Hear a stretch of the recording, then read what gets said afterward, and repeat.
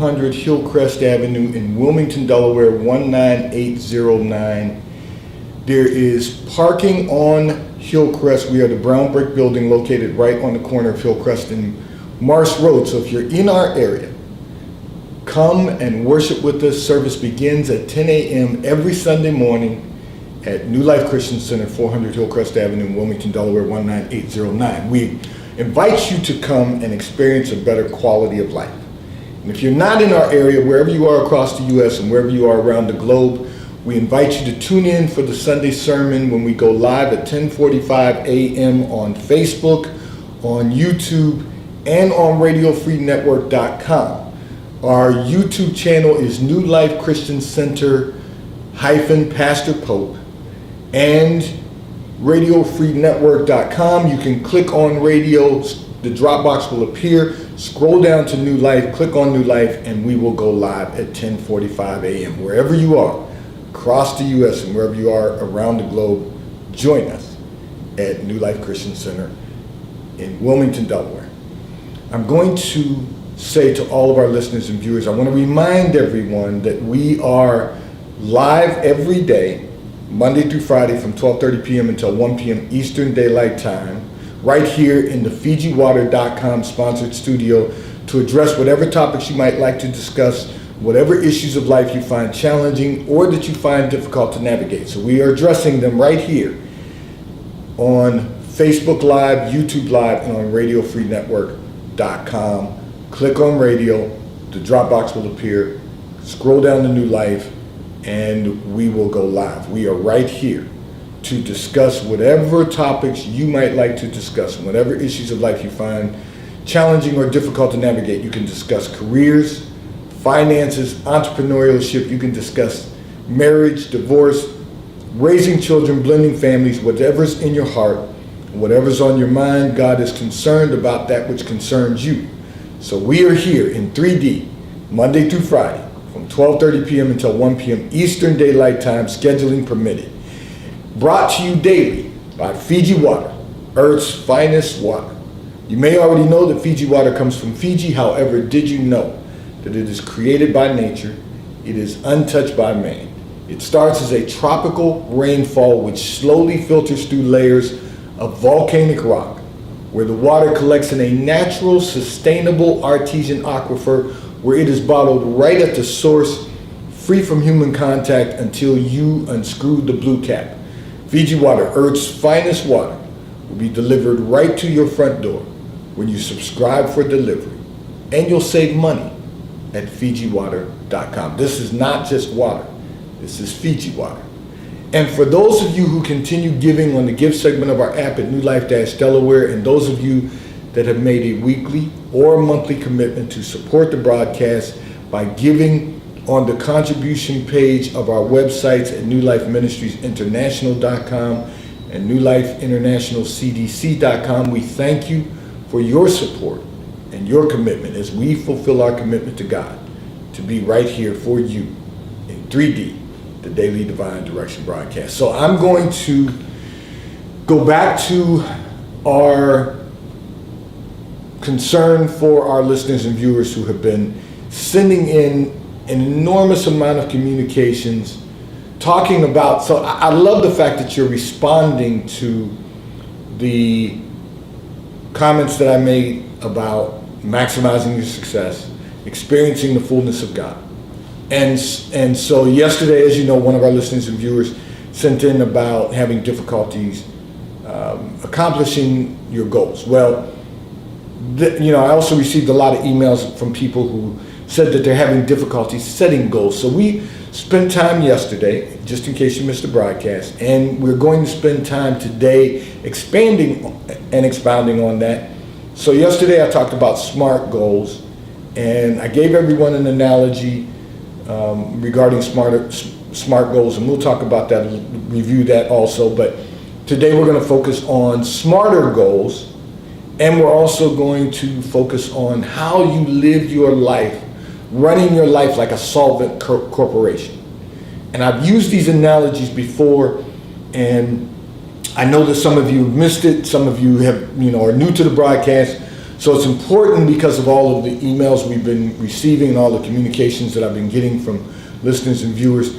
I'm going to really focus on this. I spent some time on it yesterday. You can go back and view the archive. I'm also going to spend time on it today because this is critically important, and I'm going to expand and expound on that. So, as I mentioned yesterday, SMART goals are being specific with writing your goals, making certain that your goals are measurable, making certain that your goals are achievable, making certain that they're relevant, and making certain that they're time-based. Those are SMART goals. Smarter goals are when you do all of those things, and in addition to being specific, making certain they're measurable, making certain that your goals are achievable, and making certain that they're relevant and time-based, you also have to evaluate what you have done to accomplish your goals.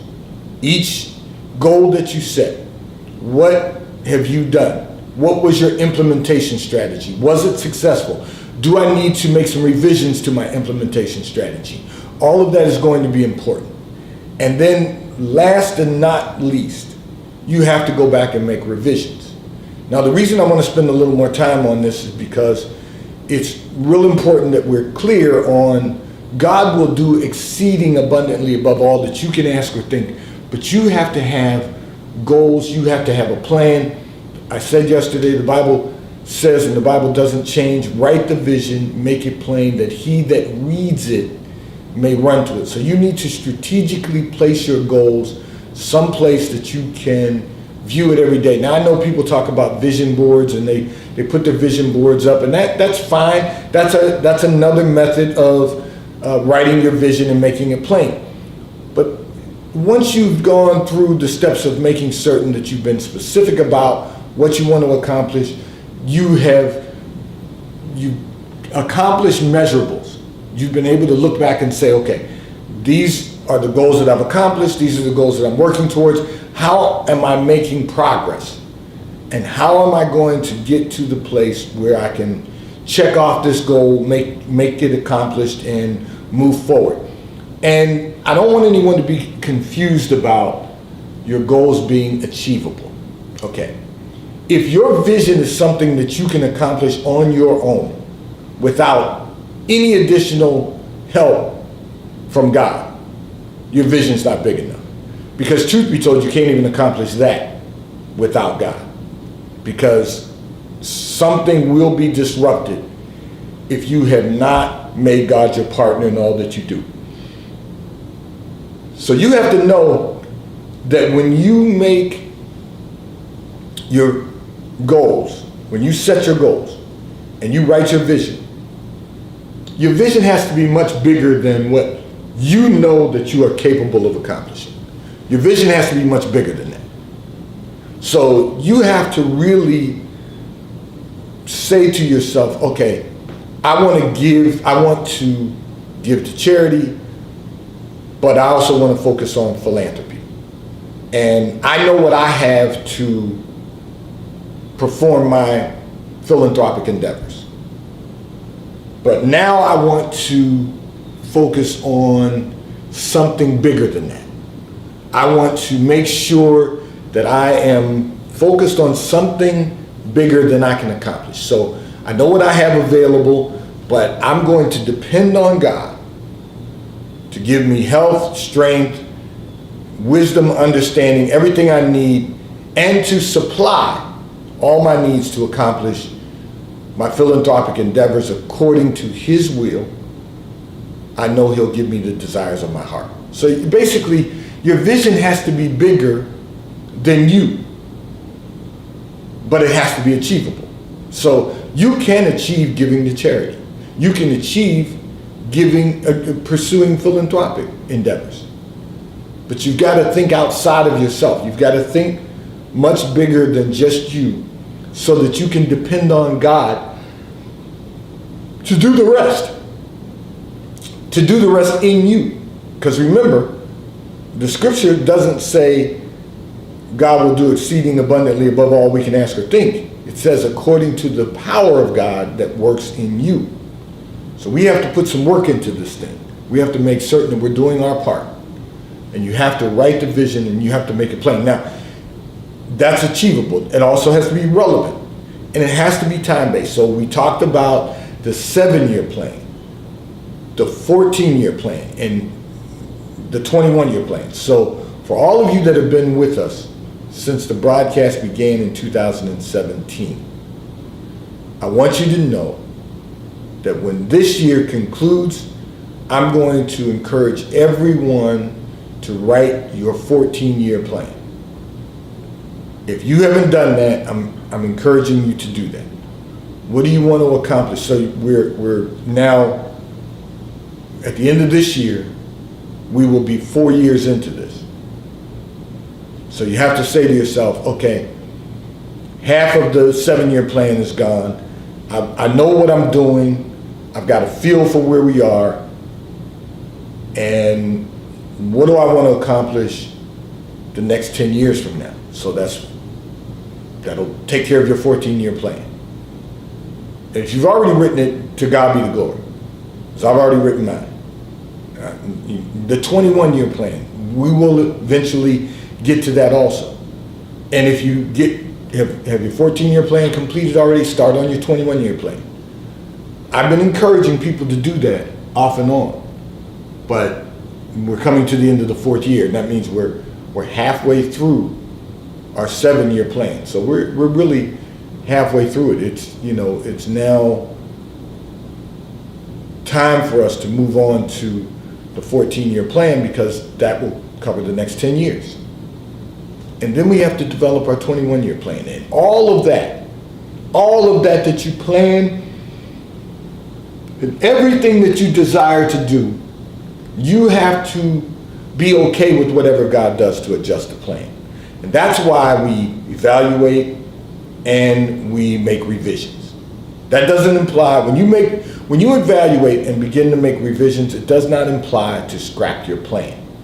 It doesn't imply that you shouldn't, but you should make some revisions, because there's going to be some things that God is going to do that you didn't expect him to do. So then you have to make the revisions so that you can work that plan, because you know now that that's God's plan. That's his will. And he's doing it his way, but he's doing it through you. So we have to make those revisions. And then once we have our SMART goals and we have our SMARTer goals in place, then we have to begin or continue to run our lives like a corporation, a solvent corporation. So I'm going to talk about that in a moment, but I have to do a little business for our sponsors. This segment of the broadcast has been brought to you by T-Mobile, America's largest, fastest, and most reliable 5G provider at no extra charge. So if you are not currently a T-Mobile customer, you may call or text on the T-Mobile call or text line at 267-992-1424. We will place you into our queue so that you can become a T-Mobile customer and experience America's largest, fastest, and most reliable 5G provider at no extra charge. Taxes and fees are included in your bill, and if you auto pay by attaching a credit card to your account, you will receive a discount on your monthly bill at T-Mobile, America's largest and fastest 5G provider at no extra charge. I'm going to begin walking us through this once again about running our lives, operating our lives as a solvent corporation. So once you have your SMART goals and your SMARTer goals and you've drafted your vision, it's clear what you want to accomplish both personally and professionally over the next 7 years. Hopefully you've done the next 14 years, and for those of you that are new, you'll begin working on that. And then the 21-year plan. You're going to outline the structure of your corporation. And what you're going to do is you're going to identify who's going to be the CEO of the U Corporation, your own universe, the U Corporation. The CEO is the person who casts the vision. That's the CEO of the corporation. He's the person who develops an implementation strategy.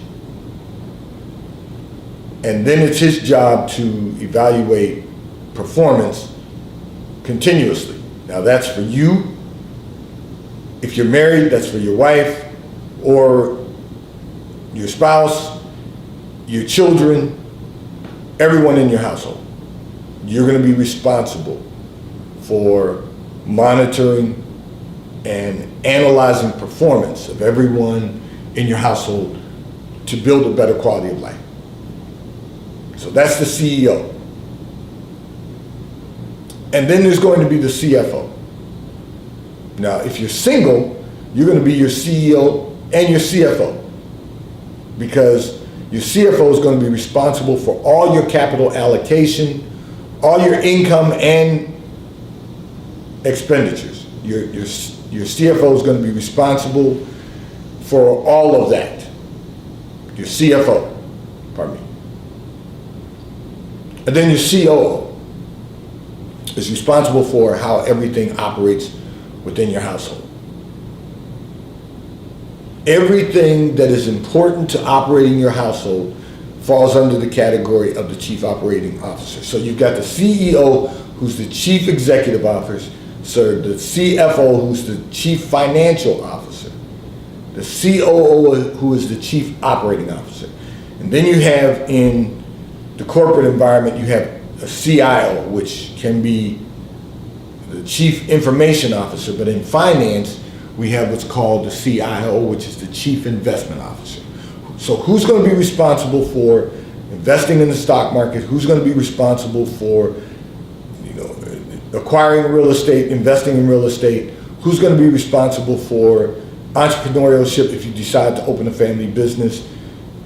All of that's going to fall under the Chief Investment Officer.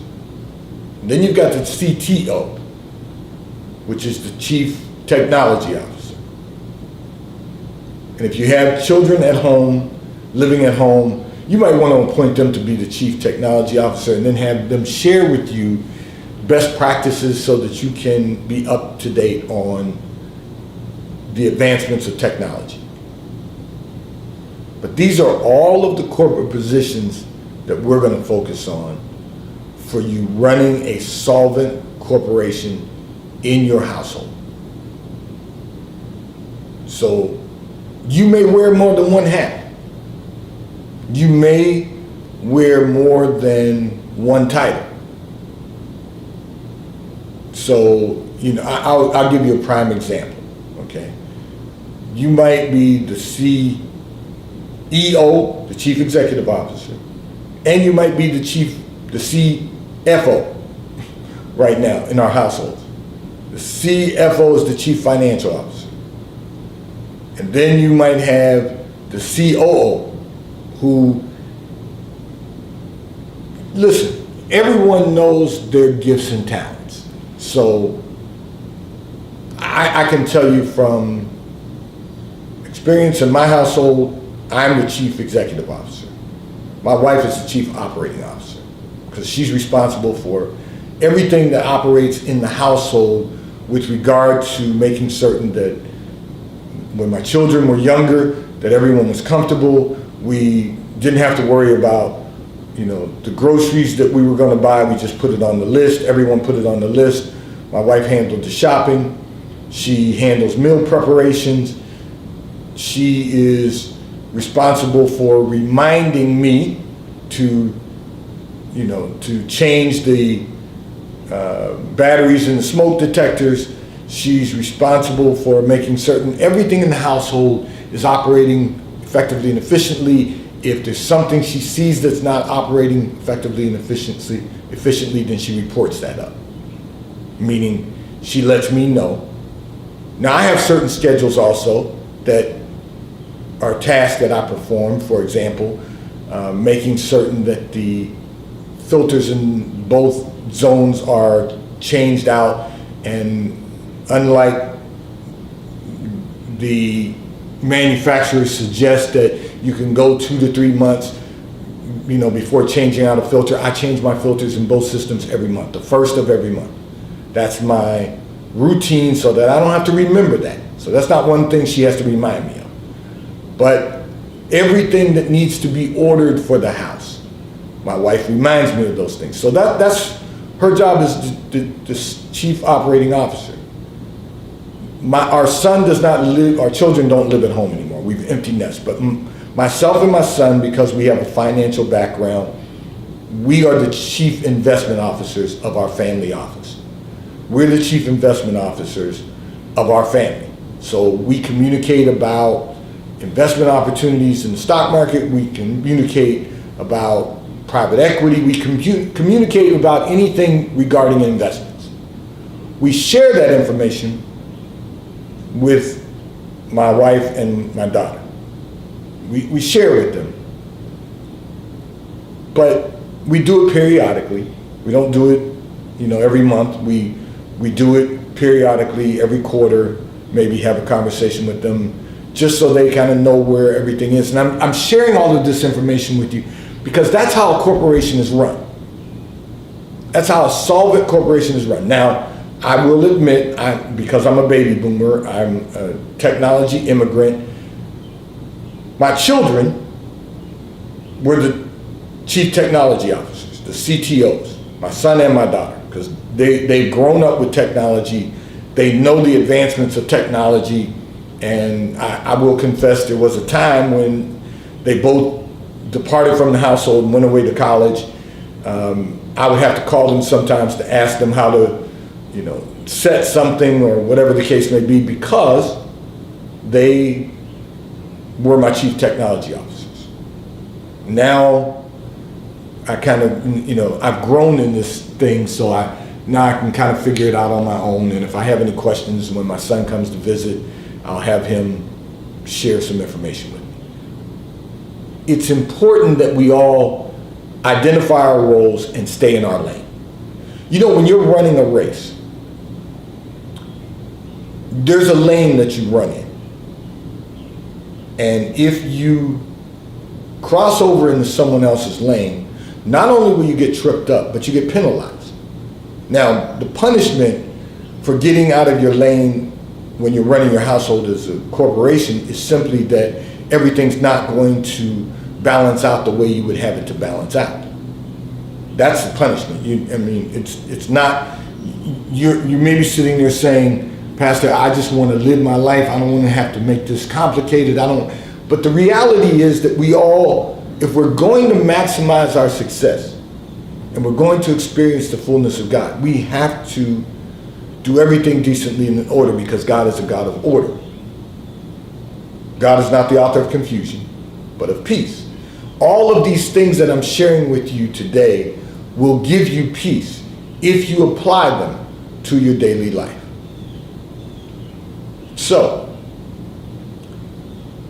the problem is that in our society today, we want to zigzag into a lot of different lanes, because society tells us that it's no big deal for any one person to be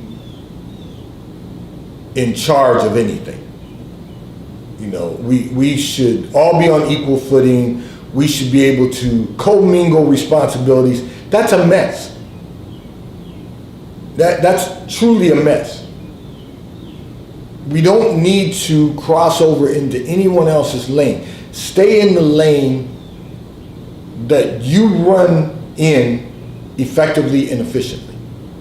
So, we joke a lot in my church also, and, I know some of the men have told me, Pastor, you're going to get us all in trouble, but, we joke about this because, I make the joke all the time. I don't go into my kitchen in my home until my wife calls me. If she tells me that she's exhausted from her own career and she's not going to cook today because we're empty nest, I have every restaurant that I enjoy dining from saved in my phone. So I'm not requiring her to do anything. What she has is a role. And if she, and if she's fulfilling that role, then I'm going to come when I'm called. Otherwise, I'll make my own arrangements. But I say that to say there are things that I don't expect her to do. I don't expect her to go down in the lower level and change the filter in the air conditioning and heating system down there. I don't expect her to climb up in the attic and change out the heating and air conditioning filter in the system up in the attic, because that's not her role. We just got to we've got to do a better job of blocking out the noise of society and run our household like a corporation.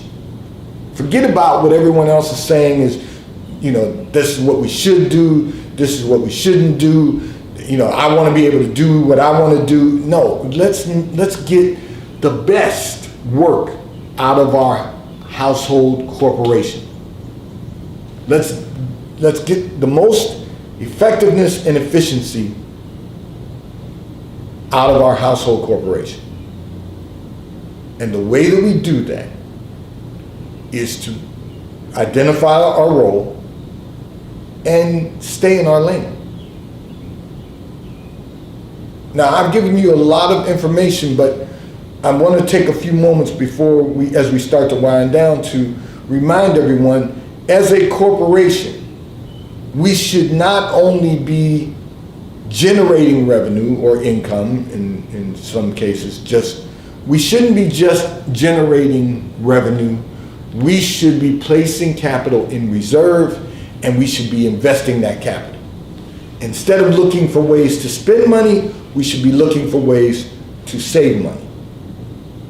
We should be doing whatever we can do to increase multiple streams of revenue, but we also should be putting some of that capital into reserve and then investing that capital in the stock market, index funds, publicly traded companies that you use their products. Invest in those publicly traded stocks. Purchase stock in those corporations. If you have a mortgage and your bank is holding your mortgage, you should own shares of your bank, your financial institution. I'm not your financial advisor. I'm just telling you how we maximize our success in every aspect of our lives. Our careers should be most important, not vacation. Our careers should not be more important that all we want to do is finish out the week so we can head to the beach. Our careers should be more important to that. We should be looking for ways to perform at the highest level so that we can maximize our success and begin to experience the fullness of God. We should be researching and looking for ways for opportunities of entrepreneurship. Of course, invest in real estate. It is real estate. It is part of your real estate. If you don't own real estate, you're not maximizing your success. You want to own real estate. Make certain that you invest in real estate, whether it's home ownership or whether it's additional rental property that provides passive income, or whether it's commercial property that will maximize your return on investment. You should be invested in real estate, and you should be seeking for methods of entrepreneurship. That's how we maximize our success. That's how we begin to experience the fullness of God in our everyday lives. This segment of the broadcast has been brought to you by Under Armour Golf, which now powers the Junior League, a national league for boys and girls ages 6 through 18 of all skill levels. Under Armour is advancing the game of golf for all children ages 6 through 18 to give them the opportunity to experience and enjoy the game of golf and network at a level that they have never imagined previously. Go to underarmour.com/golf. They also have any athletic gear that you might need to enjoy athletic performance. Today's Daily Divine Direction broadcast 3D has been brought to you by Fiji Water, a Taste of Paradise will be delivered right to your front door when you subscribe for delivery, and you'll save money at FijiWater.com. This is Earth's finest water. May God bless you today. May God keep his face turned towards you. May God give you peace that surpasses all understanding. Have a great day today. I look forward to being in your viewing environment tomorrow. Remember, we are live on Facebook. We are live on YouTube. And we are now RadioFreeNetwork.com live. Go to radio